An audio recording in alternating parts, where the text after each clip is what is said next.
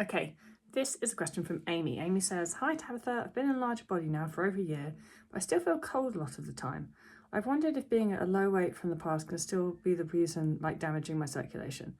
Are there things you can damage during being at a low weight that may never return to normal? I'm too scared to go to my doctor, so I'd love your opinion." Yes, is the answer to that.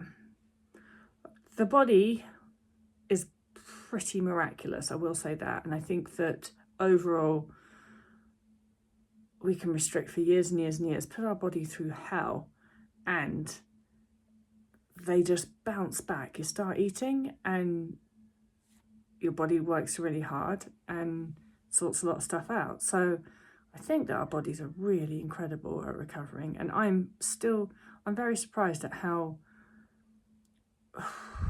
much I got away with, is what I want to say. Sure, I have some longer term effects, like the shape of my heart changed due to restriction, and I have something called premature ventricular contractions, or PVCs, or something like that, which is a benign heart palpitation thing. Highly likely that was caused by my heart having to endure years and years and years of not having enough fuel. I'm just trying to think what else. I feel like that's pretty much, if I can't think of any, it's nothing. But then also, I'm not very good at remembering stuff. I'm really not. I went to the dentist a couple of weeks ago, and because I had a filling fall out, I didn't know it was a filling. I just thought my tooth broke. And I get there and she's like, "Oh, that's crown's come off." And I was like, "I haven't got a crown." She's like, "Yeah, you have." And I was like, "Shit, you'd think I remember something like that, wouldn't I?" Oh, that's actually a point.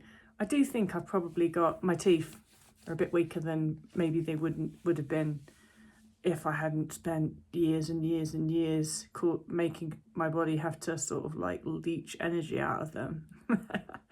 But God, maybe it's affected my memory. It's maybe don't remember shit like having a crown. But anyway, so the fact that I don't sit here worrying about my health the whole time would indicate that I'm probably most of all doing just fine, despite 10, 12 years of my body having to beg, borrow, and steal energy from all systems. Now, the bit that worries me most about this email here, because, well, first of all, I should say, I don't know.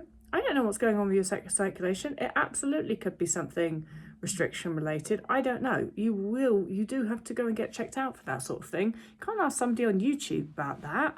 I can't even see you, even though I could. I don't have a medical degree. So what I can tell you about is my experience and those of that I've worked with eating disorders, and majority of the time, most of us are very cold when we are in energy deficit. Some of us go through hypermetabolism, and means we're boiling, lots of night sweats and things like that during the recovery period. Not everybody. And then I would say the vast majority of people, as they move towards fully nutritionally rehabilitated, it just all evens itself out. I would say I don't get too hot, I don't get too cold. I'm like Goldilocks, I get just right in terms of temperature.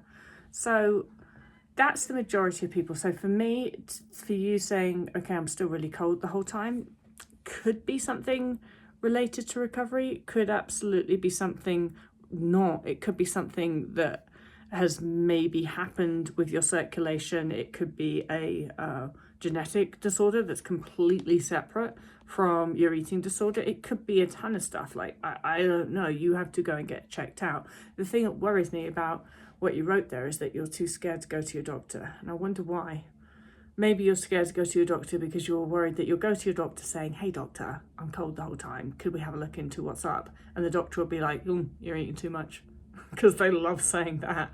Maybe that's what you're worried about. If that's what you're worried about, then I think that that's warranted to be worried about that. But I also think you have to, you can't go through your life being worried that somebody's going to say something triggering to you. You have to trigger proof yourself.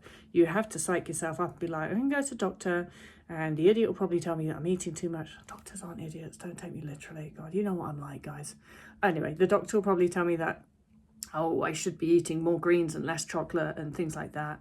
And, you know, you just have to be prepared to Know what advice you do want to take from your doctor and what advice you don't want to take from your doctor. If you're worried that you'll go to the doctor and they'll start saying things about your weight, then you need to be prepared to say to your doctor, I'm not here to talk about weight loss. I'm not here to talk about my weight.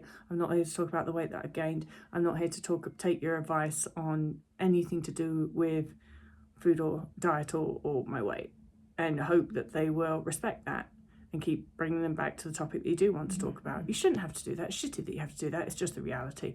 And we can't have people that are afraid to go to the doctor. We all need to go to the doctor from time to time. Doctors in general are wonderful human beings with amazing knowledge and skill sets, and they help us stay well.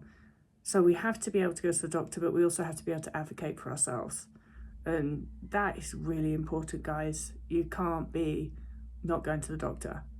You have to be able to go to the doctor about issues like this. Because I don't know, Amy, like, it could be something, it could not be something. It could be related to recovery, it could not be related to recovery.